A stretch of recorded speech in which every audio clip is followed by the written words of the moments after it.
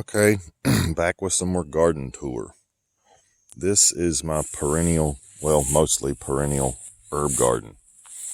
And you guys can't tell from scale, but that thing might be 2 foot square, if that's not even that. So we're looking at maybe 3.5 square feet.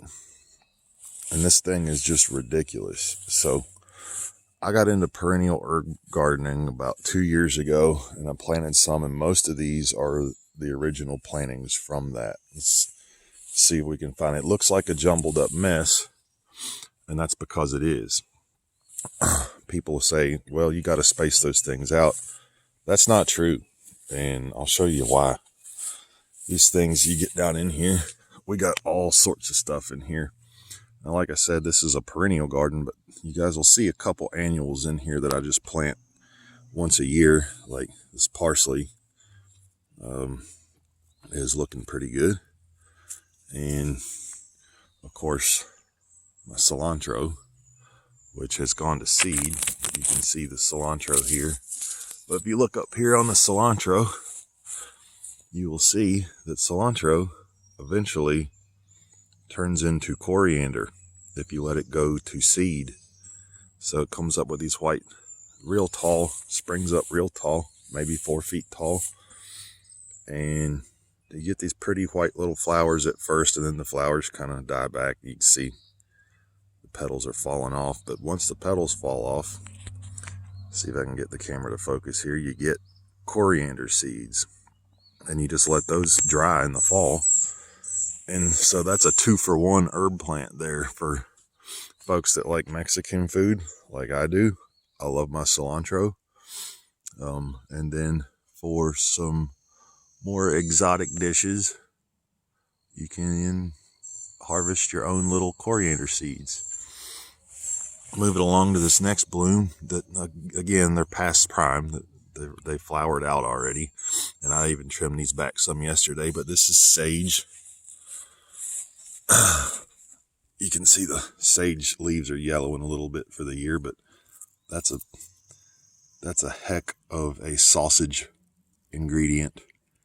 Anybody that likes breakfast sausage, you're well familiar with sage, and they'll reseed themselves if you let the seeds dry out. You can see, not doing good with the camera here, but there's little sage seeds in there that'll drop off and make more. Down here, I've got my thyme, winter thyme, that has been blooming, and that'll reseed itself as well, but they don't have to, because like the sage, they're not dependent on reseeding. They'll just come back. I mean, this will die back in the winter, and then next spring it'll be pretty and aromatic. And this big mess of stuff here is chamomile. So I like tea as much as the next guy, and these little chamomile flowers are what you make the tea out of. Here we have some nice pretty green sage. Moving right along, when you get down in the understory here, the undergrowth, got rosemary, and that will get huge. That's actually recently planted. And then right up front here, that guy is lovage, spelled Lovage. That stuff tastes exactly like celery when you cut the leaves off and dice it up.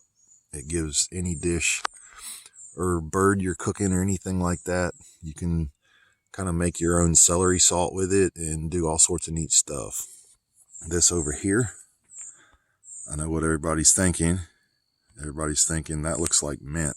It's in the mint family. That's lemon balm, and it smells like the name suggests. It smells like lemons, and it is a yummy town.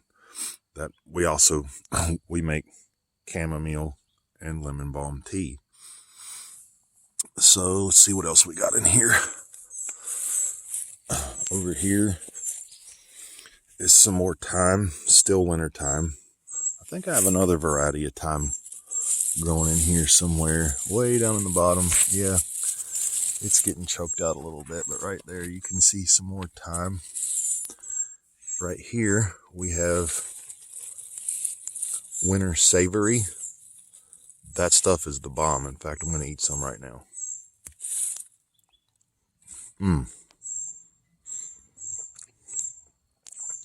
That's like early fall duck hunting spices. That's the jam right there. This is a second variety. I think this is called Russian sage, but that's a big broadleaf sage. Never had that till last year.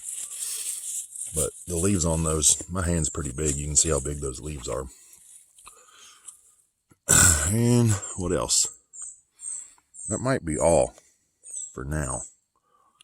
Can't remember. Oh, I've got some